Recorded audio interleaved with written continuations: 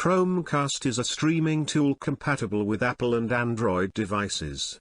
Plug in your Chromecast on TV and it will appear automatically in the Google Home applet. Use the Cast button to stream to your TV from compatible services.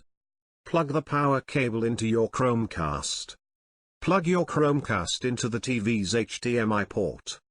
Plug the power adapter into a wall socket or connect the power cable from Chromecast to a USB port on your TV. Switch TV input or source to the HDMI port that your Chromecast is plugged into. Download and open the Google Home app to finish setup.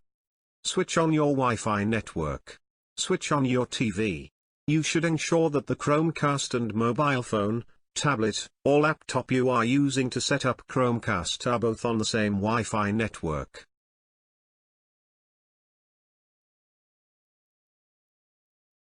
Open the Google Home app and follow the on-screen instruction to set up the Chromecast.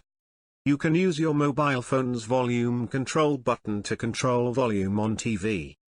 Tap Cast button to cast from mobile phone to TV.